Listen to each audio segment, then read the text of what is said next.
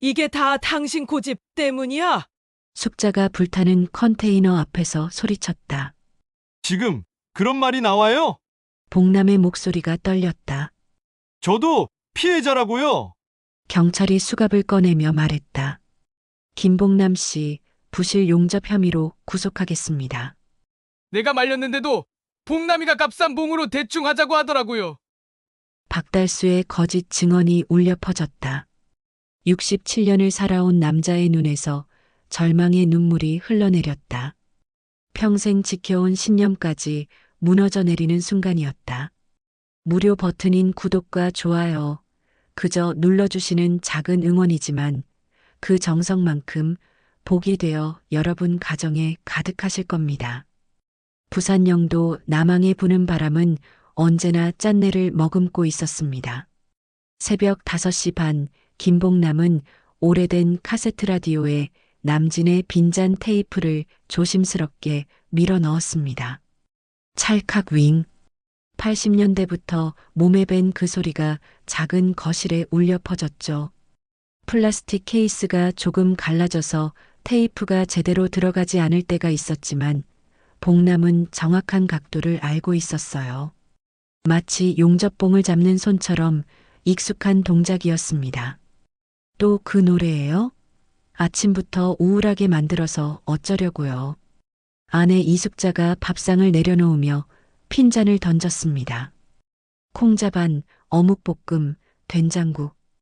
예전 외환위기 때부터 크게 달라지지 않은 소박한 식단이었어요. 숙자는 늘 같은 반찬을 만들면서도 매번 새로운 불만을 토해냈죠. 라디오 소리가 너무 크다. 왜 맨날 옛날 노래만 듣느냐. 이웃들이 뭐라고 생각하겠느냐는 식으로 말이에요. 왜 또 국에 밥을 말아요? 지저분하게. 숙자의 말끝에는 가시가 돋아 있었습니다. 복남은 대꾸하지 않고 용접 자국으로 구워진 손등만 내려다보았어요. 검은 반점들이 손가락 마디마다 박혀 있었죠. 40년을 배 밑창에서 불꽃과 쇳물을 벗삼아 살아온 세월의 증거였습니다. 손톱 밑에는 아직도 쇳가루가 끼어 있었어요. 아무리 씻어도 빠지지 않는 그 검은 선들이 자신의 정체성이었는데 이제는 그마저 쓸모없어 보였습니다. 은퇴한 지 1년 불꽃이 꺼지니까 집안의 말들이 더 뜨거워졌을 뿐이었어요. 예전에는 새벽 5시에 일어나서 6시 반 버스를 타고 조선소로 향했습니다. 작업복을 입고 헬멧을 쓰고 용접 마스크를 올리던 그 순간들이 그리웠죠. 동료들과 나누던 험한 농담도 점심시간에 마시던 믹스커피 맛도 퇴근 후 막걸리 한 잔의 달콤함도 모두 사라져버렸어요. 복남의 하루는 단조로웠습니다. 아침 라디오를 듣다가 동네 한 바퀴 돌고 경로당에 잠깐 들렀다가 점심 먹고 낮잠 자고 저녁엔 텔레비전 앞에 앉아 있는 게 전부였어요. 경로당에서도 할 말이 별로 없었습니다. 다른 어르신들은 손자 자랑, 자식 자랑에 여념이 없었지만 복남은 끼어들 틈이 없었죠. 아들은 바쁘다는 핑계로 한 달에 한 번 얼굴 보기도 힘들었고 딸은 병원 일로 늘 피곤해했거든요.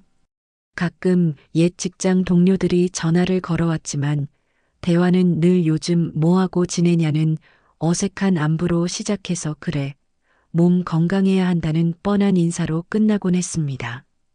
정작 하고 싶은 말은 따로 있었어요. 새로 들어온 후배들이 용접을 제대로 하고 있는지, 안전수칙은 잘 지키고 있는지, 겨울철 작업할 때 방안 대책은 충분한지 같은 것들 말이죠. 하지만 그런 말을 꺼내면 아직도 일 생각하냐는 핀잔만 돌아올 뿐이었습니다. 옆집 박 형님은 은퇴하고 골프도 다닌다던데 당신은 하루 종일 라디오나 켜놓고 친구도 없죠? 숙자의 불만이 터져 나왔습니다. 복남은 말없이 숟가락질을 계속했어요. 박 형님은 공무원 출신이라 연금도 넉넉하고 취미 생활할 여유가 있었죠. 하지만 복남은 달랐습니다.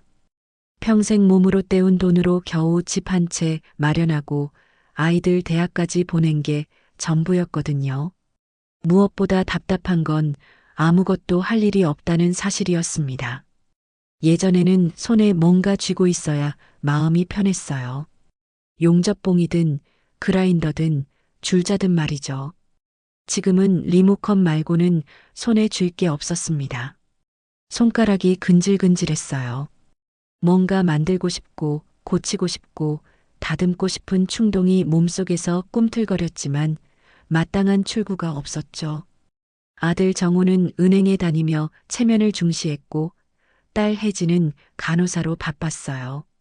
가족들은 모두 아버지, 이제 쉬세요라고 말했지만 쉰다는 건 곧 쓸모없음으로 번역되는 것 같았습니다. 평생 손으로 뭔가를 만들고 고치며 살아온 사람에게 가만히 앉아 있으라는 건 고문과 다를 바 없었죠. 텔레비전에서 나오는 연예인들의 웃음소리가 공허하게 들렸어요. 그날 아침 우편함에 영도구청 빨간 도장이 찍힌 서류가 꽂혀 있었습니다. 숙자가 재빨리 챙겨 넣는 모습을 복남이 흘끗 보았어요. 뭐라고 나와 있던가요? 광고지예요. 그냥. 아내의 빠른 손놀림이 이상하게 마음에 걸렸습니다. 숙자는 평소에 우편물을 그렇게 서둘러 치우지 않았거든요. 뭔가 숨기고 싶어하는 기색이 역력했어요. 점심을 먹고 나서 복남은 남항부두를 따라 걸었습니다. 예전에 일하던 조선소가 보였지만 이제는 남의 일터였어요. 높은 철망 너머로 후배들이 용접봉을 들고 바쁘게 움직이는 모습이 보였죠. 파란 불꽃이 번쩍번쩍 튀는 걸 보니까 가슴 한편이 시렸습니다. 저 불꽃 속에 자신의 40년이 고스란히 담겨 있었거든요. 펑, 지지직 용접 소리가 바람에 실려 들려왔어요. 그 소리만 들어도 어떤 작업을 하고 있는지 알 수 있었습니다. 아마 선체 보강 작업이겠죠. 겨울철에는 철판이 차가워서 용접봉이 잘 붙지 않아요. 온도를 충분히 올려야 하는데 저 소리로 봐선 아직 예열이 부족한 것 같았습니다. 복남은 철망을 꽉 잡고 그 모습을 지켜보았어요. 바닷바람이 얼굴을 스쳐 지나갔습니다. 짠맛이 입술에 맴돌았어요. 복남은 방파제에 앉아 멀리 수평선을 바라보았습니다. 저 넓은 바다 위로 자신이 만든 배들이 떠다니고 있을 텐데 정작 자신은 여기 육지에 발이 묶여 있었죠. 갈매기들이 물고기를 쫓아 바다 위를 날아다녔어요. 자유로워 보였습니다. 아저씨, 괜찮으세요? 지나가던 젊은 어부가 물었습니다. 고기잡이 그물을 어깨에 메고 있었어요. 응, 괜찮아. 바람만 좀 쐬는 거야. 복남은 억지로 웃어 보였습니다. 하지만 속마음은 전혀 괜찮지 않았어요. 매일이 어제와 똑같고 내일도 오늘과 다를 게 없을 것 같은 답답함이 가슴을 짓눌렀거든요. 어부가 사라진 후 복남은 혼자 중얼거렸습니다. 내가 뭘 하고 살아야 하나. 목소리가 바람에 흩어져 버렸어요. 67년을 살아오면서 이렇게 무력감을 느껴본 적은 처음이었습니다. 용접 불꽃이 꺼지니까 마치 자신의 존재감도 함께 사라진 것 같았거든요. 그날 오후 복남은 퇴직 동료 모임에서 받은 싸구려 감사패를 들고 집으로 돌아가는 길이었습니다. 김복남 기능장님의 40년 헌신에 감사드립니다라고 적힌 플라스틱 액자가 손에서 무겁게 느껴졌어요. 감사패라고 하기엔 너무 가벼웠고 기념품이라고 하기엔 너무 초라했습니다. 동료들과 나눈 막걸리 한 잔의 쓴맛이 아직 입안에 남아 있었죠. 남항부두 끝자락을 지나가다가 복남의 발걸음이 멈춰섰습니다. 녹슨 컨테이너 한 동이 바다를 마주보고 서 있었어요.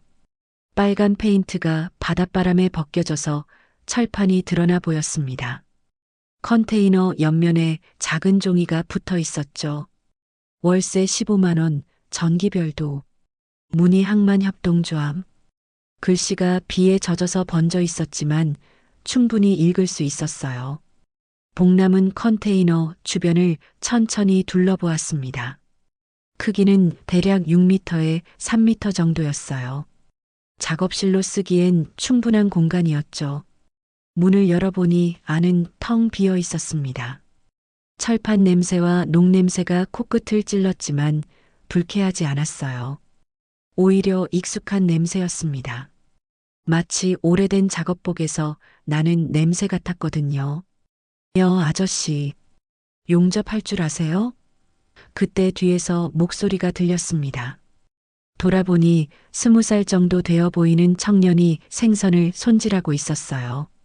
고무 앞치마를 두르고 칼질을 하는 모습이 능숙했습니다. 좀 하지. 복남이 대답했죠. 그럼 이 고정 덧망 살짝만 떼어주세요. 구멍이 숭숭 뚫려서 물고기가 다 튀어나가거든요. 청년의 이름은 민재였습니다. 고등학교를 졸업하고 바로 아버지를 따라 어부가 된 지 1년 됐다고 했어요. 덧망을 보니 용접 부위가 여러 곳 떨어져 나가 있었습니다.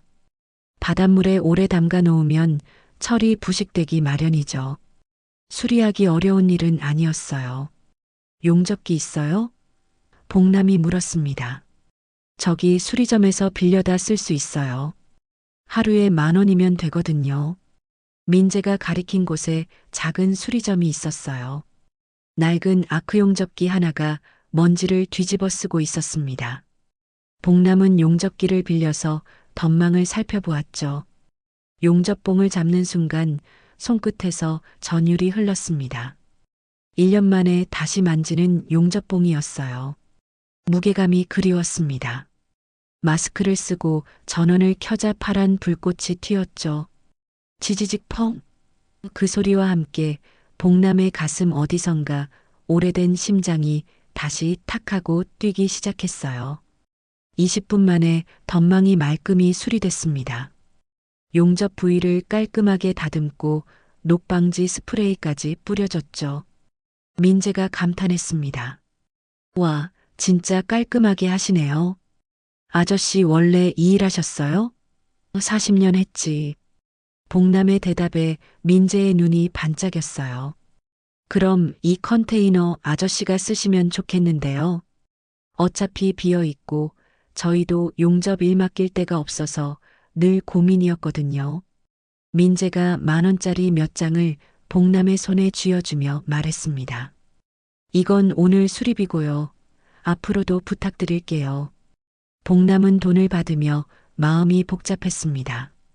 1년 만에 자신의 기술로 번 첫 돈이었어요. 액수는 작았지만 의미는 컸습니다. 누군가 자신을 필요로 한다는 느낌, 자신의 손길을 기다리는 일이 있다는 사실이 가슴을 뜨겁게 만들었죠. 컨테이너 안에 다시 들어가 보니 가능성이 보였습니다. 한쪽 벽에는 작업대를 설치하고 다른 쪽에는 용접기와 도구들을 둘 수 있겠어요. 창문을 하나 내면 채광도 좋을 것 같았습니다. 무엇보다 바다가 바로 앞에 있어서 작업하다 지치면 바람을 쐴 수 있겠죠. 그날 저녁 복남은 집에서 조심스럽게 말을 꺼냈습니다. 나 부두에 컨테이너 하나 얻을까 해. 용접도 좀 해주고 작은 배도 한번 만들어 보고 싶고. 목소리에 오랜만에 활기가 돌았어요. 마치 젊은 시절 첫 직장을 구했을 때처럼 설렜습니다. 숙자의 반응은 차갑했습니다. 그 나이에 무슨 소리예요? 집에나 붙어 있으라고요. 식탁 위에 반찬 그릇이 덜컥거렸어요. 사람들이 뭐라고 하겠어요. 할아버지가 컨테이너에서 용접질한다고 하면. 숙자의 목소리에는 체면에 대한 걱정이 묻어 있었죠. 왜 체면만 생각해? 나는 뭔가 하고 싶다고. 복남이 목소리를 높였습니다. 1년 동안 쌓인 답답함이 터져 나왔어요. 하루 종일 집에만 있으니까 미칠 것 같아. 손이 근질근질하고 뭔가 만들고 싶고 그래. 돈도 없으면서 무슨 배를 만들어요. 용접기 사고, 재료 사고, 그런 돈이 어디 있어요? 숙자가 현실적인 문제를 들이댔습니다. 틀린 말은 아니었어요. 퇴직금으로 집 대출을 정리하고 나니 여유 자금이 별로 없었거든요. 하지만 복남의 마음은 이미 정해져 있었습니다. 오늘 용접봉을 잡았을 때의 그 느낌을 잊을 수 없었어요. 살아있다는 느낌, 필요한 사람이라는 느낌, 뭔가 할 수 있다는 자신감이 1년 만에 되돌아온 거였죠. 다음 날 새벽, 복남은 조용히 집을 나섰습니다. 낡은 아크 용접기와 그라인더, 그리고 1988년에 스케치해둔 소형 철제 보트 도면을 챙겨서 말이에요. 그 도면은 젊은 시절 언젠가 자신만의 배를 만들어 보겠다는 꿈을 담아 그린 것이었습니다. 30년 넘게 서랍 깊숙이 묻혀있던 도면이었죠. 컨테이너 문을 여는 순간 남한 겨울 햇살이 철판에 번졌습니다. 바닷바람이 컨테이너 안으로 들어와 머리칼을 흔들었어요. 복남은 깊게 숨을 들이마셨습니다. 녹냄새, 바다 냄새, 그리고 새로운 시작의 냄새가 코끝을 자극했죠. 여기가 내 작업실이다. 복남이 혼자 중얼거렸습니다. 목소리에는 오랜만에 확신이 담겨 있었어요. 67세에 찾은 새로운 출발점이었습니다. 컨테이너 벽에 걸린 작은 거울에 비친 자신의 모습이 1년 전보다 훨씬 살아있어 보였어요. 컨테이너에서의 첫 주는 규칙을 배우는 시간이었습니다. 항만 순찰을 도는 김 계장이 매일 아침 9시에 나타나서 소리쳤어요. 불은 밤 9시 이후 금지. 스파크 날리면 바로 단속이야. 목소리가 부두 전체에 울려 퍼졌습니다. 복남은 고개를 끄덕이며 대답했죠. 알겠습니다. 40년 동안 안전수칙을 지켜온 사람답게 규정을 어길 생각은 없었어요. 부두 사람들은 겉으로는 투박했지만 속은 따뜻했습니다. 전직 어선 선장 구만호 어르신이 컨테이너 앞을 지나가다 말을 걸었어요. 새로운 용접 기술자구먼. 나이가 어떻게 되나? 올해 67입니다. 그럼 나보다 5살 아래네. 반말해도 되겠구만. 구만호는 허허 웃으며 손을 내밀었습니다. 내 낚싯배 레일이 좀 흔들린다 싶더니 용접 부위가 떨어져 나갔어. 고쳐줄 수 있나? 구만호가 가리킨 배를 보니 정말 레일이 위험하게 흔들리고 있었어요. 바다에서 낚시하다가 몸이 기울어지면 바로 사고로 이어질 수 있는 상태였죠. 이거 빨리 고쳐야 합니다. 위험해요. 복남이 진지하게 말했습니다. 용접 작업을 시작하자 구경꾼들이 하나둘 모여들었어요. 민재는 물론이고 옆 컨테이너에서 카페를 운영하는 20대 여자 한 소리도 나왔습니다. 우와, 아저씨 손 진짜 멋있어요. 소리가 휴대폰을 꺼내서 용접하는 모습을 찍기 시작했어요. 혹시 브이로그 찍어도 될까요? 요즘 수공예 콘텐츠가 인기거든요. 복남은 카메라가 어색했지만 거절하지 않았습니다. 소리는 용접 과정을 자세히 설명해 달라고 했어요. 먼저 녹을 완전히 제거해야 합니다. 그래야 용접이 제대로 붙어요. 복남이 그라인더로 녹을 갈아내며 설명했죠. 온도도 중요합니다. 너무 뜨거우면 철판이 뒤틀리고 너무 차가우면 접착이 안 돼요. 지지직 펑! 파란 불꽃이 튀면서 레일이 단단히 고정됐습니다. 구만호가 레일을 흔들어 봤지만 꿈쩍도 하지 않았어요. 이야, 깔끔하게 했구먼. 이 정도면 10년은 더 쓸 수 있겠어. 만족스러워하는 구만호의 모습을 보니 복남도 기분이 좋았습니다. 첫 번 돈은 5만 원이었어요. 구만호가 봉투에 넣어서 건네주며 말했습니다. 기술값이야. 제대로 받아. 복남은 정중히 받았죠. 1년 만에 자신의 손으로 번 두 번째 돈이었습니다. 액수보다는 인정받는다는 느낌이 소중했어요. 그 돈으로 복남은 작은 석유난로를 샀습니다. 겨울 바닷바람이 컨테이너 틈새로 들어와서 손가락이 꼬부라질 정도로 추웠거든요. 난로를 켜니 컨테이너 안이 금세 따뜻해졌어요. 쇳내와 기름 냄새, 해풍이 섞인 공간에서 복남은 자신만의 보트 만들기를 시작했습니다. 작업대 한쪽에 1988년 도면을 펼쳐놓고 복남은 꼼꼼히 살펴봤어요. 30년 전에 그린 그림이었지만 치수와 구조가 정확했습니다. 길이 4m, 폭 1.5m 크기의 소형 철제 보트였죠. 혼자 타고 바다에 나갈 수 있는 크기였어요. 선체 이름 칸에는 조심스럽게 자유 1988이라고 적혀 있었습니다. 폐철판을 구해오는 것부터 시작했습니다. 부두 곳곳에 버려진 철판들이 많았어요. 녹이 쓴 것들이 대부분이었지만 갈아내면 충분히 쓸 수 있었습니다. 민재가 도와줬어요. 아저씨, 이 철판 괜찮을까요? 두께가 좀 얇네. 선체 바닥엔 더 두꺼운 걸로 써야 해. 복남이 철판을 두드려 보며 말했습니다. 매일 오후 2시부터 6시까지가 작업 시간이었어요. 아침에는 부두 사람들의 용접 일을 해주고 오후에는 자신의 배를 만드는 시간이었죠. 철판을 자르고 구부리고 용접하는 과정이 마치 퍼즐 맞추기 같았습니다. 하나하나 맞춰가는 재미가 쏠쏠했어요. 구만호가 자주 들러서 조언을 해줬습니다. 배는 말이야 바닥이 중요해. 바닥이 약하면 파도에 금이 간다고. 용접 부위는 이중으로 보강해야 해. 바닷물이 스며들면 끝이거든. 50년 바다 경험이 녹아든 조언들이었죠. 복남은 하나하나 받아 적으며 배에 반영했습니다. 밤이면 카세트 테이프를 틀고 혼자만의 시간을 가졌어요. 남진의 빈잔이 컨테이너 안에 울려 퍼지면 왠지 마음이 편안해졌습니다. 낮에 작업한 부분을 점검하고 내일 할 일을 계획하는 시간이었죠. 집에서는 느낄 수 없었던 충만함이 있었어요. 한소리가 올린 용접 브이로그가 인터넷에서 화제가 됐습니다. 67세 장인의 철제 보트 만들기라는 제목으로 조회수가 10,000명을 넘었어요.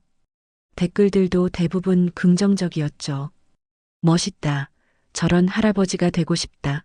손기술이 예술이네 같은 반응들이었습니다. 아저씨, 유명해지셨어요. 소리가 휴대폰 화면을 보여주며 신났어요. 복남은 어색해했지만 나쁘지 않았습니다. 자신의 기술을 인정받는다는 느낌이었거든요. 다음 편도 찍어도 될까요? 그래, 찍어라. 젊은 사람들이 용접에 관심 가지면 좋지. 부두의 규칙들도 하나씩 익혀갔습니다. 새벽 6시 이전에는 소음을 내면 안 되고 저녁 9시 이후에는 용접 작업을 하면 안 됐어요. 일요일에는 항만 청소를 함께 해야 했고 태풍주의보가 내리면 모든 장비를 안전한 곳으로 옮겨야 했죠. 규칙들이 많았지만 모두 안전을 위한 것이라 기꺼이 따랐습니다. 바다는 말이야, 먼저 온 자가 주인이 아니고 안전 지키는 자가 주인이지. 구만호의 말이 귓가에 계속 맴돌았어요. 40년 동안 안전 제일주의로 살아온 복남에게는 깊이 와닿는 말이었습니다. 바다 앞에서는 나이도 경력도 돈도 소용없었어요. 오직 안전수칙을 얼마나 철저히 지키느냐가 생존을 좌우했죠. 3주째 되던 날 보트의 골격이 거의 완성됐습니다. 선체의 윤곽이 뚜렷해지고 용접 부위들이 단단히 고정됐어요. 아직 마무리 작업이 남아 있었지만 배다운 모양새는 갖춰졌습니다. 복남은 뿌듯한 마음으로 자신의 작품을 바라봤어요. 30년 묵은 꿈이 현실로 다가오고 있었습니다. 한 달쯤 지나자 집안의 불만이 터지기 시작했습니다. 아들 정우가 퇴근 후 집에 들렀을 때였어요. 아버지, 은행에 소문 돌고 있어요. 아버지가 부두에서 컨테이너 산다고 하더라고요. 정우의 목소리에는 체면을 중시하는 은행원다운 걱정이 묻어 있었습니다. 제 상사가 물어보시더라고요. 아버지가 무슨 일 하시냐고. 뭐가 문제야? 나 떳떳하게 용접이라는 건데. 복남이 대답했지만 정호의 표정은 굳어 있었어요. 그게 문제가 아니라 사람들이 이상하게 생각한다고요. 멀쩡한 집 놔두고 왜 컨테이너에서 지내냐고 하거든요. 정호는 친구들 사이에서도 아버지 이야기가 나올 때마다 어떻게 대답해야 할지 몰라 곤란했다고 털어놨습니다. 숙자는 더 노골적이었어요. 집안 꼴이 우스워지는 거 안 보여요? 당신이 그 쇳덩이에 쓰는 돈이면 제주도라도 한번 갔겠어요. 식탁을 탁 치며 소리쳤습니다. 옆집 사람들이 뭐라고 하는지 알아요? 김 씨 남편이 노망났나 보다 그런 소리예요. 복남은 속이 상했지만 참았습니다. 가족들이 자신을 이해하지 못한다는 게 가장 힘들었어요. 나는 뭔가 의미 있는 일을 하고 있다고. 사람들이 내 기술을 필요로 하고 내가 만든 걸 좋아하고. 그게 뭐가 의미 있어요? 나이 들어서 철판이나 두드리고 앉아 있으면서. 숙자의 말이 가슴에 박혔어요. 설상가상으로 어느 날 아침 컨테이너 문에 노란 딱지가 붙어 있었습니다. 불법 점유 의심. 원상복구 명령 사전통지 영도구청 도장이 선명하게 찍혀 있었어요. 복남은 당황해서 구청에 전화를 걸었습니다. 무슨 일입니까? 저는 제대로 임대료도 내고 있는데요. 신고가 들어왔습니다. 무허가 건축물 설치 및 소음 피해 신고라고 되어 있네요. 담당 공무원의 목소리는 사무적이었어요. 신고인이 누군지 알 수 있을까요? 그건 개인정보라서 알려드릴 수 없습니다. 복남은 억울함이 치밀어 올랐죠. 누가 신고했는지 궁금해서 밤잠을 이룰 수 없었어요. 며칠 후 진실이 밝혀졌습니다. 민재가 우연히 들은 이야기였어요. 아저씨, 신고한 사람 누군지 알았어요. 구청 아는 형이 말해줬는데 이경수라는 사람이 신고했대요. 이경수는 숙자의 오빠, 즉 복남의 처남이었습니다. 가족이 뒤에서 칼을 꽂은 거였어요. 그날 밤 집에서 큰 소리가 났습니다. 형님이 왜 신고를 해요? 가족이면 말려야지. 복남이 화를 냈지만 숙자는 오히려 목소리를 높였어요. 오빠가 당신 걱정해서 그런 거예요. 나이 들어서 위험한 일 하지 말라고. 위험한 일?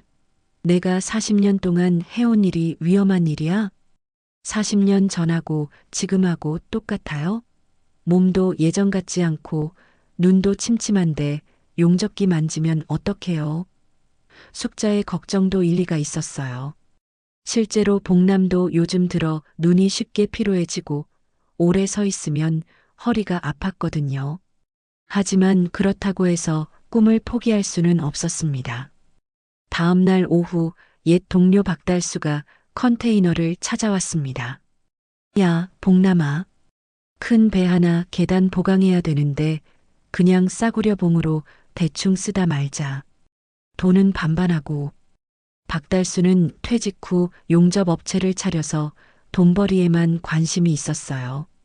안전규격은 무시하고 돈만 되면 되는 거지. 안 됩니다. 규격 안 맞는 봉은 위험해요. 복남이 단호하게 거절했습니다. 계단은 사람 목숨과 직결되는 거라고요. 제대로 된 재료 써야 합니다.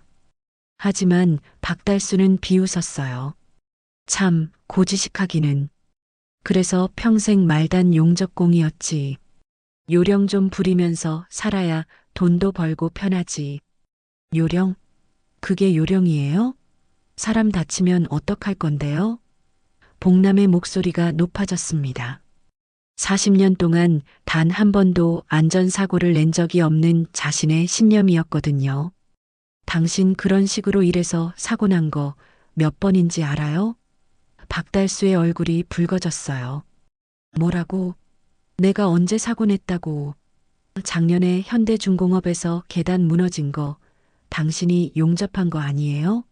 그때 근로자 2명이 다쳤잖아요.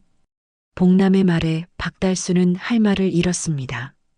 그 사건은 업계에서 꽤 유명했거든요. 부실 용접으로 인한 안전사고였죠. 암튼 고지식한 놈은 돈도 못 번다. 여기서 혼자 철판이나 두드리고 있어라. 박달수가 쏘아붙이며 돌아갔어요. 그의 조롱이 부두에 메아리 쳤습니다. 하지만 복남은 흔들리지 않았어요. 평생 지켜온 원칙을 포기할 생각은 없었거든요. 문제는 구청 단속이 계속됐다는 점이었습니다. 일주일에 2번씩 공무원들이 나와서 점검했어요. 소음 측정하겠습니다. 안전 점검하겠습니다라며 작업을 방해했죠. 다른 부두 상인들도 눈치를 보기 시작했어요. 김 기술자 때문에 우리까지 단속당하는 거 아니야? 한 소리마저 걱정스러운 표정을 지었습니다. 아저씨, 요즘 댓글이 좀 이상해요. 누군가 악성 댓글을 계속 달고 있어요. 휴대폰 화면을 보니 정말 악성 댓글들이 달려 있었어요. 나이 들어서 컨테이너 점거하고 민폐 내, 안전사고 나면 누가 책임질 거야 같은 내용들이었죠. 집에서는 압박이 계속됐습니다. 딸 혜진까지 나서서 말했어요. 아버지, 병원에서도 소문 들었어요. 간호사들이 다 알고 있더라고요. 좀 부끄러워요. 가족 모두가 등을 돌리는 것 같았습니다. 왜 하필 지금 나와서 그런 일을 하세요? 집에서 조용히 지내시면 안 돼요? 하지만 복남은 포기하지 않았습니다. 저녁마다 컨테이너에서 보트 작업을 계속했어요. 비록 주변 시선이 차갑고 가족들이 반대하고 행정기관이 압박해도 자신의 꿈만은 지키고 싶었거든요. 용접 불꽃이 어둠 속에서 파랗게 빛났습니다. 그 불꽃만큼은 아무도 끌 수 없었어요. 끝까지 가보자. 복남이 마스크를 벗으며 중얼거렸습니다. 보트의 선체가 절반 정도 완성되어 있었어요. 아직 갈 길이 멀었지만 포기할 생각은 없었습니다. 67년을 살아오면서 이렇게 많은 사람들이 반대한 일은 처음이었지만 그만큼 자신에게 중요한 일이라는 뜻이기도 했죠. 태풍 예보가 내린 어느 화요일 밤이었습니다. 기상청에서는 강풍주의보를 발령했고 부두 곳곳에서는 배들을 안전한 곳으로 옮기는 작업이 한창이었어요. 복남도 컨테이너 안의 장비들을 정리하고 있었습니다. 용접기는 방수포로 덮고 철판들은 벽에 단단히 고정시켰죠. 바람이 점점 세져서 컨테이너가 흔들릴 정도였어요. 밤 10시쯤 컨테이너 주변에서 이상한 기름 냄새가 나기 시작했습니다. 처음에는 바람에 실려온 선박 연료 냄새인 줄 알았어요. 부두에서는 흔한 일이었거든요. 하지만 냄새가 점점 진해졌습니다. 뭔가 이상하다 싶어서 복남이 밖으로 나가려는 순간이었어요. 펑! 갑작스런 폭발음과 함께 컨테이너 뒤편에서 불길이 치솟았습니다. 불이야, 불이야. 복남이 소리쳤지만 태풍 바람 소리에 묻혀버렸어요. 급하게 컨테이너 안으로 뛰어들어가 소화기를 잡았습니다. 하지만 불길은 이미 컨테이너 벽면까지 번지고 있었죠. 철판이 붉게 달아오르면서 팡팡 소리를 내며 팽창했어요. 40년 경험으로 봐도 이상한 화재였습니다. 용접 작업도 하지 않았는데 갑자기 불이 날 리가 없었거든요. 소화기를 분사하면서 복남은 필사적으로 불을 끄려고 했어요. 그런데 어디선가 경찰 사이렌 소리가 들려왔습니다.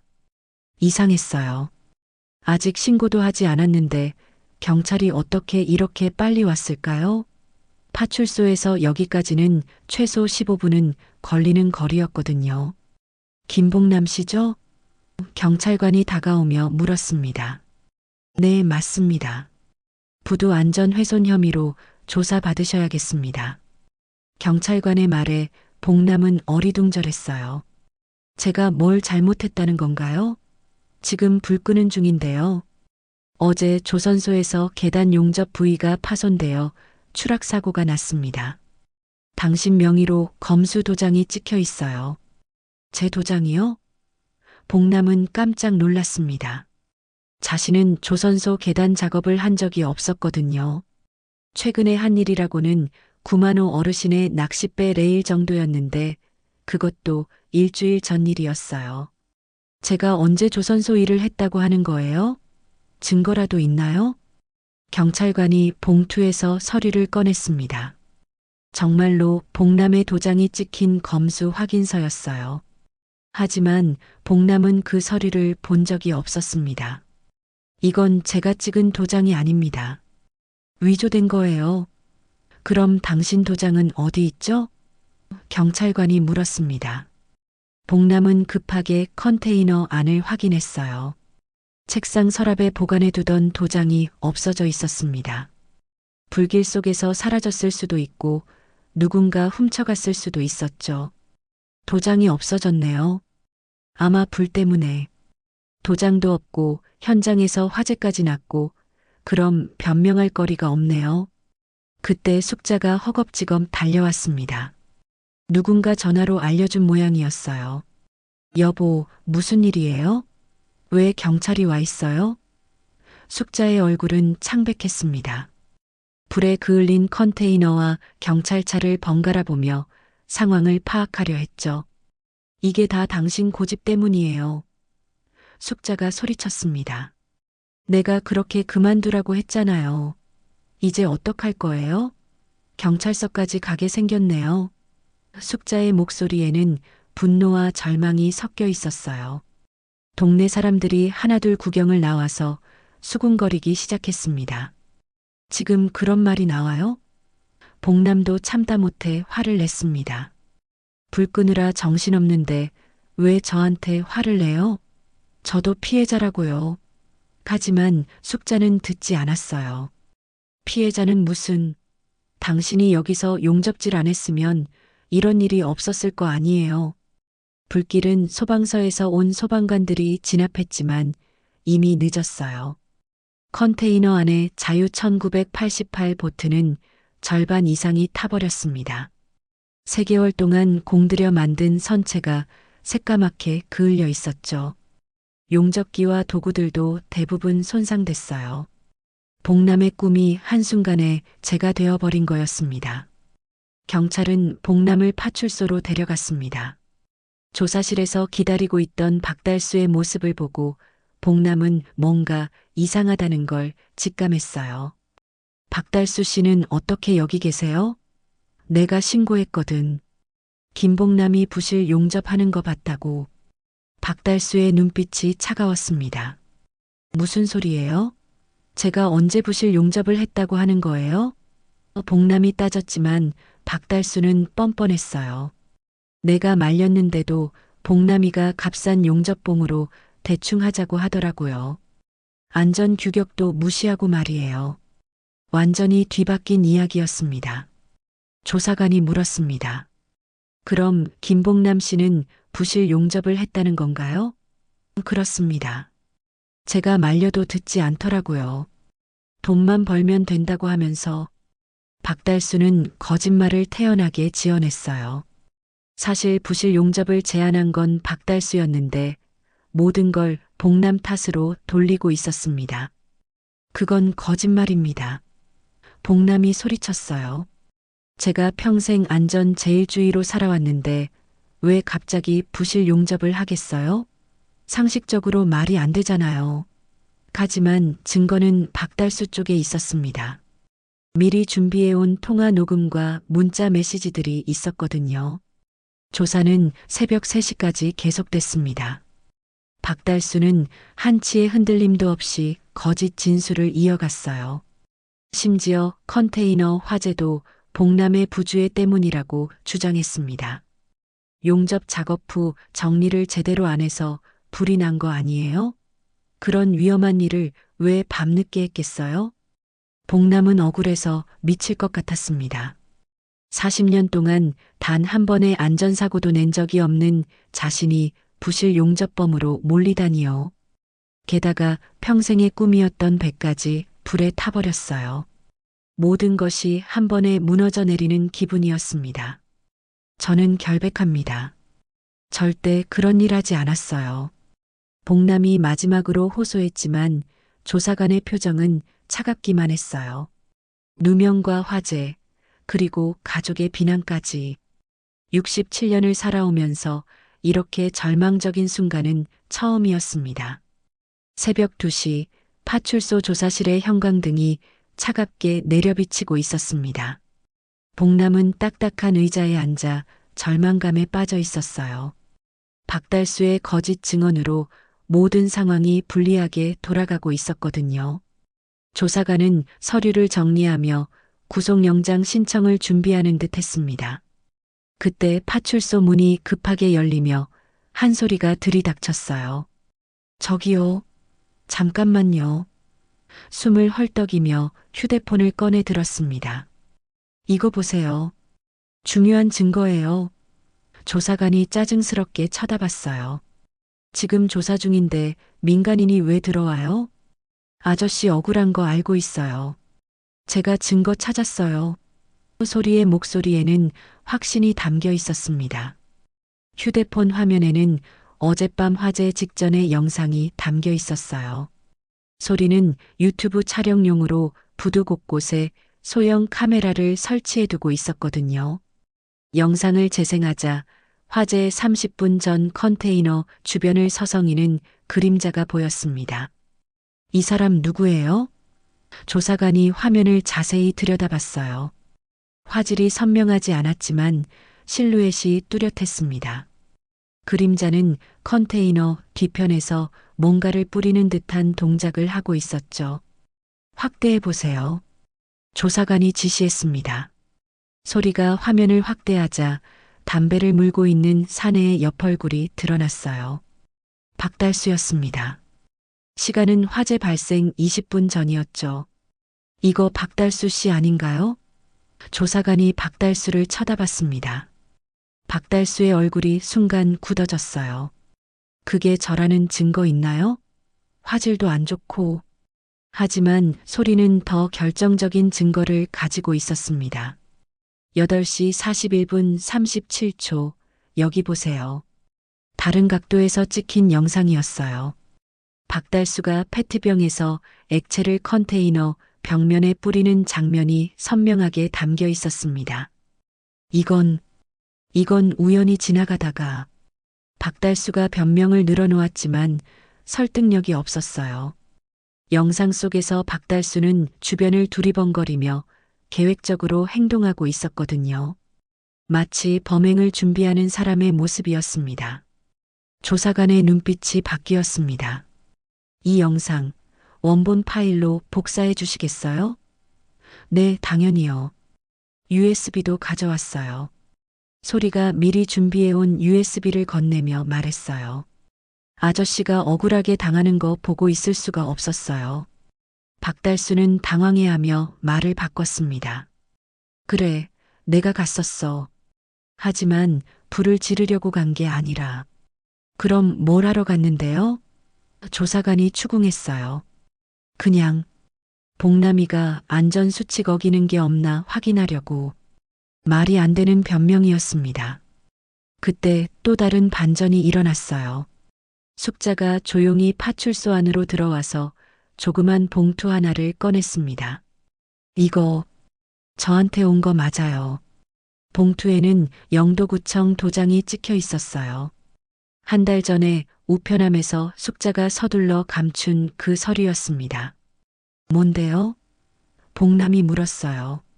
숙자는 눈물을 글썽이며 봉투를 열었습니다. 산재 보상 및 성면, 노출 장기 추적 보상 안내문이에요. 여보가 조선소에서 일할 때 성면에 노출됐다고 보상금 나온다고 하더라고요. 봉남은 어리둥절했습니다. 왜 그걸 숨겼어요? 숙자가 고개를 숙였어요. 당신이 그 돈으로 배 만든다고 다 쓸까봐. 무서웠어요. 저도 체면이 있고 친정 식구들 보기도 부끄럽고. 목소리가 떨렸습니다. 얼마나 나와요? 조사관이 궁금해했어요. 2천만 원이요. 성면 피해 보상금이라고 하더라고요. 적지 않은 금액이었습니다. 그 돈이면 컨테이너 임대료도 충분히 낼 수 있고 제대로 된 장비도 살 수 있었죠. 복남은 한동안 말이 없었습니다. 마음속에서 두 가지 감정이 복잡하게 얽혀 있었어요. 아내에 대한 배신감과 그래도 이해하려는 마음이 싸우고 있었거든요. 40년 동안 함께 살아온 부부였는데 이렇게 중요한 걸 숨겼다는 게 서운했습니다. 숙자 씨, 저는 돈 때문에 배를 만드는 게 아니에요. 복남의 목소리가 차분해졌어요. 저는 제가 제 손으로 제 삶을 다시 만들고 싶었던 거예요. 67년을 살아왔는데 마지막에는 제가 원하는 걸 해보고 싶었거든요. 숙자의 눈에서 눈물이 흘러내렸습니다. 미안해요. 저는 당신이 이렇게까지 답답해하는 줄 몰랐어요. 그냥 나이 들어서 조용히 지내면 되는 줄 알았어요. 40년 부부 생활에서 서로의 마음을 제대로 몰랐던 거였죠.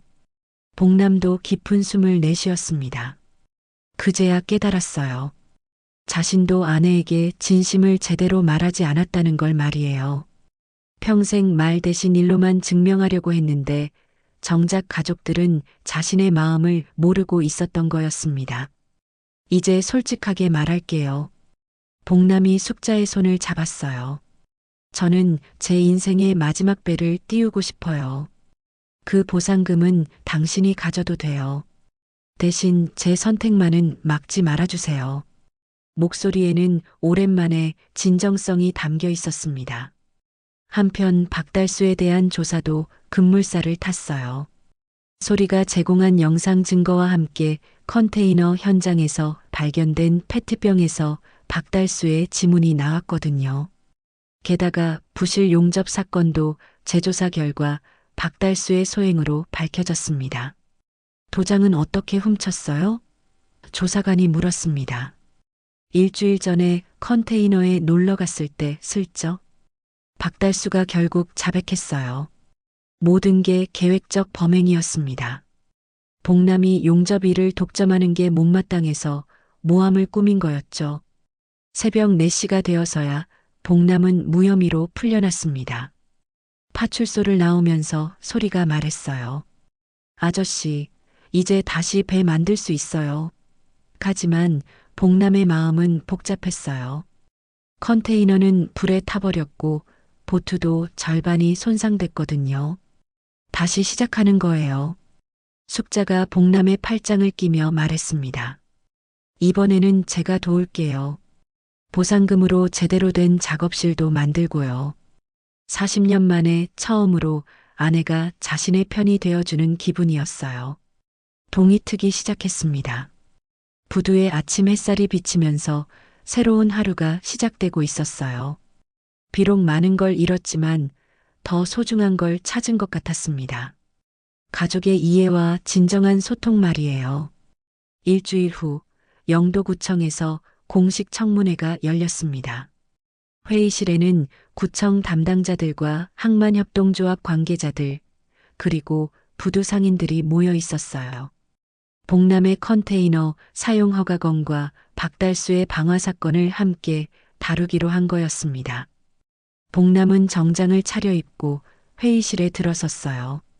1년 만에 입는 정장이 어색했지만 오늘만큼은 당당하게 맞서고 싶었습니다. 오늘 청문회는 김복남 씨의 컨테이너 불법 점유 의혹과 박달수 씨의 방화 사건을 동시에 다루겠습니다. 구청 과장이 회의를 시작했어요. 박달수는 변호사와 함께 앉아 있었는데 아직도 뻔뻔한 표정을 짓고 있었습니다. 먼저 박달수 측에서 변명을 늘어놓았어요. 제 의뢰인은 단지 동료의 안전을 걱정해서 확인하러 간 것뿐입니다. 화재는 예상치 못한 사고였고요. 변호사의 말에 복남은 어이가 없었어요. 명백한 증거가 있는데도 끝까지 발뺌을 하는 거였죠. 그럼 페트병에 든 인화성 액체는 뭘로 설명하실 건가요? 구청 담당자가 물었습니다. CCTV 영상과 과학수사 결과가 모두 나와 있었거든요. 페트병 안에는 휘발유가 들어 있었고 박달수의 지문도 선명하게 나왔어요. 박달수가 마지못해 입을 열었습니다. 그건 그냥 화가 나서 그랬어요. 복남이가 내 일감을 다 빼앗아 가니까. 진실이 서서히 드러나기 시작했어요. 나는 30년 넘게 이 부두에서 용접 일해왔는데 갑자기 나타나서 손님들을 다 뺏어가더라고요. 그래서 방화를 저지른 거예요? 항만협동조합 이사장이 날카롭게 물었습니다. 사람이 다칠 수도 있었는데 그런 위험한 짓을 어떻게 할 수 있어요? 박달수는 고개를 숙였어요. 변명할 말이 없었거든요. 복남이 일어섰습니다. 박달수 씨, 저는 당신 일감을 뺏으려고 온 게 아니에요. 그냥 제가 할 수 있는 일을 하고 싶었을 뿐이에요. 목소리는 차분했지만 단단했어요. 하지만 당신이 제안한 부실 용접은 절대 할 수 없었어요. 사람 목숨이 달린 문제니까요. 부실 용접? 구청 과장이 관심을 보였어요. 복남이 자세히 설명했습니다. 박달수 씨가 조선소 계단 용접을 싸구려 자재로 대충 하자고 제안했어요. 저는 안전 문제를 들어 거절했고요. 그래서 앙심을 품은 것 같아요. 박달수의 얼굴이 붉어졌습니다. 무슨 소리야? 내가 언제 그런 말을 했다고. 하지만 이미 늦었어요. 조선소 사고 재조사 결과가 나와 있었거든요. 부실 용접으로 인한 안전사고였고 박달수가 시공한 걸로 확인됐습니다.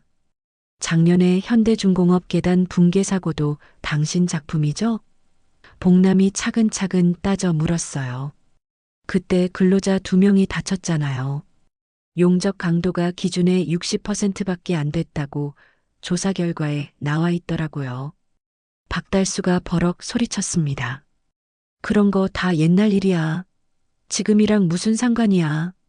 하지만 회의실 분위기는 이미 그에게 불리했어요. 항만협동조합 사람들의 시선이 차가워졌거든요. 구만호 어르신이 일어섰습니다. 내가 증언하겠어. 김복남 기술자는 정말 꼼꼼하게 일해. 내 배 레일 고칠 때도 안전검사를 3번이나 했다고.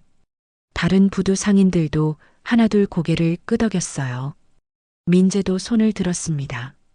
저도 말씀드릴게요. 아저씨가 제 금을 고쳐주실 때 더 좋은 자재 쓰라고 하시면서 차액은 본인이 부담하셨어요. 돈보다 안전을 우선시하는 분이에요. 한소리는 휴대폰을 꺼내서 유튜브 댓글들을 보여줬어요. 아저씨 영상 보고 용접에 관심 갖게 된 젊은 사람들이 정말 많아요. 안전 수칙도 꼼꼼히 설명해 주시고 정말 교육적이라고 난리예요. 박달수는 점점 궁지에 몰렸습니다. 다 내 고집 때문이야. 마지막 발악을 했어요. 평생 규정만 읊더니 결국 너도 불법 컨테이너 차지했잖아. 하지만 이미 게임은 끝나 있었어요. 복남이 조용히 맞받았습니다. 규정은 사람 살리려고 있는 거예요. 당신이 무시한 그 규정 때문에 우리 동료들이 손가락을 잃었어요. 목소리에 40년 경험의 무게가 실려 있었어요. 오늘은 제 배가 탔지만 제 이름까지 태울 수는 없어요. 경찰이 박달수의 손목에 수갑을 채웠습니다. 방화죄와 업무방해죄, 무고죄로 구속하겠습니다. 박달수는 끌려나가면서도 복남을 원망스럽게 쳐다봤어요. 하지만 자업자득이었습니다. 구청 담당자가 고개를 숙였습니다. 김복남 씨께 사과드립니다. 제대로 확인하지 않고 단속부터 한 점 죄송합니다.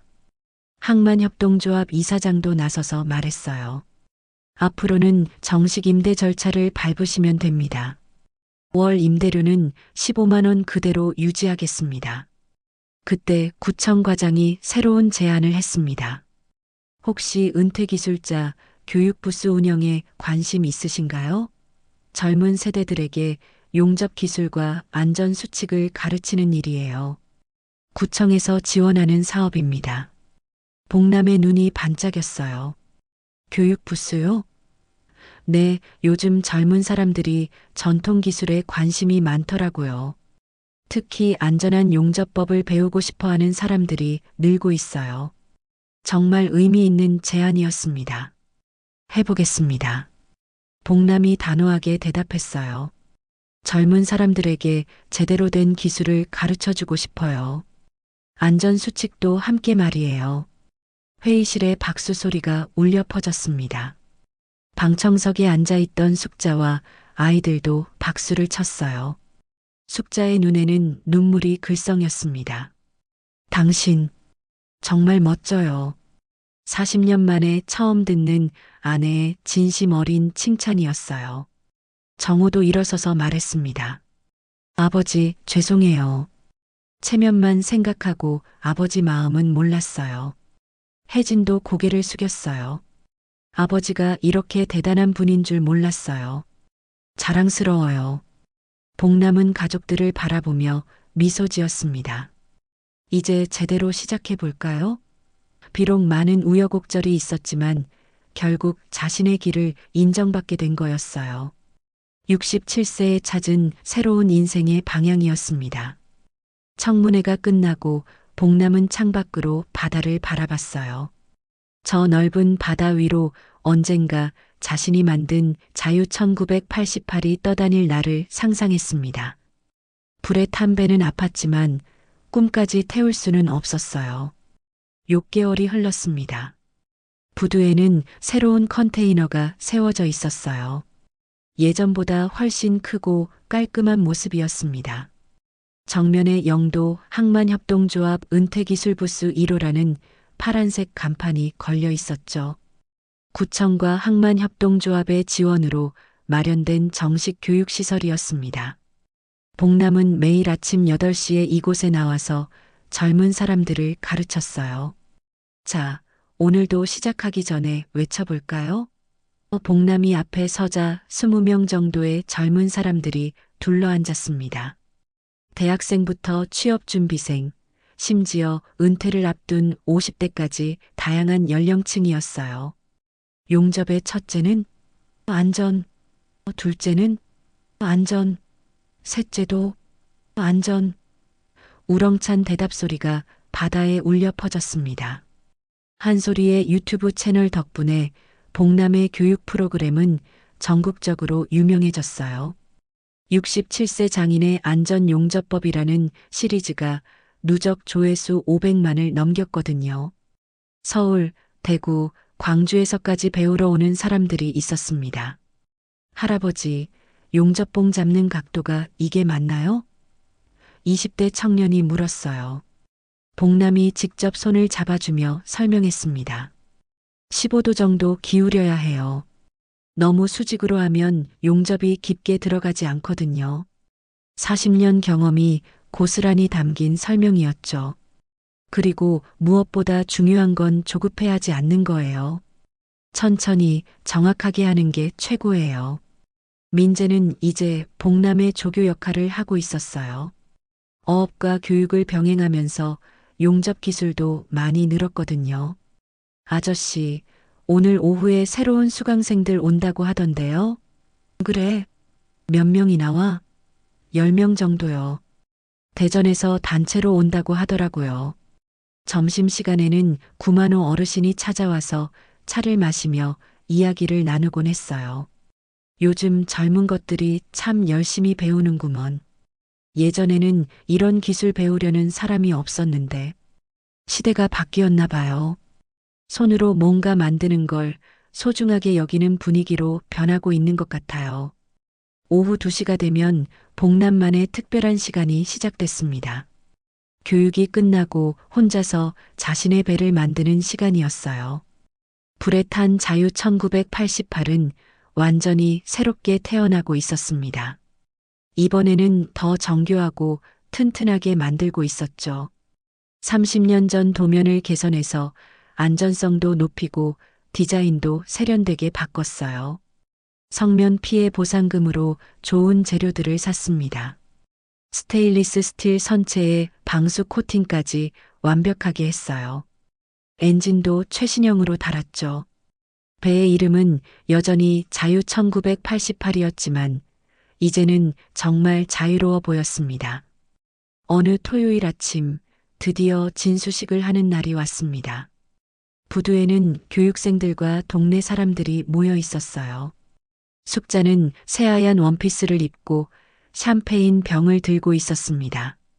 여보, 정말 멋진 배네요. 제가 깨뜨려도 될까요? 당연하죠. 당신이 해줘야 의미가 있어요. 팡! 샴페인 병이 선체에 깨지면서 자유 1988이 물 위로 미끄러져 들어갔습니다. 완벽한 부력으로 물 위에 떠오른 배를 보며 모든 사람들이 박수를 쳤어요. 복남의 눈에도 감동의 눈물이 글썽였습니다. 30년 묵은 꿈이 마침내 현실이 된 순간이었거든요. 복남이 배에 올라타고 엔진을 시동했습니다. 부르르르 경쾌한 엔진 소리가 부두에 울려 퍼졌어요. 배는 안정적으로 물 위를 달렸습니다. 영도대교 아래로 나아가면서 햇살이 물결에 부서져 반짝였죠. 배 앞쪽에는 특별한 자리가 하나 마련되어 있었어요. 숙자를 위한 자리였습니다. 처음에는 무서워했지만 이제는 복남과 함께 바다에 나가는 걸 즐기게 됐거든요. 여보, 바람 정말 시원해요. 이런 기분인 줄 몰랐어요. 부두 끝에서 숙자가 손을 흔들었습니다. 손에는 정성스럽게 싼 도시락이 들려 있었어요. 계란말이 넣었어요. 옛날 그 맛으로. 복남이 배를 돌려 가까이 다가갔습니다. 숙자가 배에 올라타자 복남의 손이 잠깐 그녀의 손을 스쳤어요. 용접으로 그을린 피부가 이번에는 따뜻하게 느껴졌습니다. 이제 어떻게 할 거예요? 숙자가 물었어요. 파도가 배를 살짝 흔들었지만 전혀 무섭지 않았습니다. 오히려 자연과 하나가 되는 기분이었죠. 평일에는 부두에서 교육하고 주말에는 이렇게 바다에 나올 거예요. 천천히 가볼 거예요. 복남이 다시 키를 잡았습니다. 불꽃은 제가 켜고 불씨는 함께 보면서요. 바람이 앞에서 불어왔어요. 마주바람이었지만 전혀 거슬리지 않았습니다. 오히려 살아있다는 느낌을 더 생생하게 만들어줬거든요. 제 남은 날들은 해가 뜨는 방향으로 갈 거예요. 복남의 목소리에는 확신이 담겨 있었어요. 67세에 찾은 새로운 인생의 방향이었습니다. 늦었다고 생각할 수도 있지만 정말 중요한 건 시작하는 용기였죠. 한 소리가 드론으로 이 모습을 촬영하고 있었어요. 넓은 바다 위를 달리는 작은 배와 그 안에서 행복해하는 노부부의 모습이 정말 아름다웠습니다. 이거 진짜 영화 같아요. 소리가 감탄했어요. 몇 달 후 복남의 교육 프로그램은 정부 정책으로 채택됐습니다. 전통기술 전수 프로젝트의 모델 케이스가 된 거였어요. 전국 각지에서 은퇴한 기술자들이 젊은 세대에게 기술을 가르치는 사업이 확산됐습니다. 복남은 그 프로젝트의 자문위원이 되었죠. 어느 일요일 오후 복남과 숙자는 자유 1988을 타고 먼 바다로 나갔습니다. 수평선 너머로 석양이 지고 있었어요. 주황빛 하늘이 바다에 반사되어 온 세상이 황금빛으로 물들었습니다. 여보, 고마워요. 숙자가 조용히 말했어요. 뭐가요? 당신 덕분에 저도 새로운 삶을 배웠어요. 나이 들어서도 꿈을 포기하면 안 된다는 걸요. 40년 부부 생활에서 가장 진심 어린 대화였습니다. 복남은 엔진을 끄고 배를 그냥 떠 있게 두었어요. 파도 소리만 들리는 고요한 순간이었습니다. 우리 인생의 황혼이 이렇게 아름다울 줄 몰랐네요. 정말 평화로운 시간이었어요. 황혼의 나이에 꺼진 불꽃을 다시 켜는데 필요한 건 돈이 아니었습니다. 말하지 못한 상처를 인정하는 용기, 규정을 지키는 원칙, 그리고 서로를 향한 마지막 예의였어요.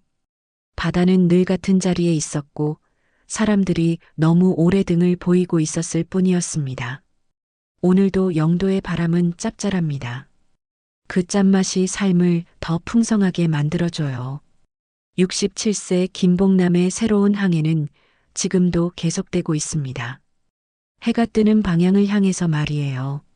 여러분의 경험과 조언을 댓글로 들려주세요. 구독과 좋아요는 다음 이야기를 이어가는 큰 힘이 됩니다.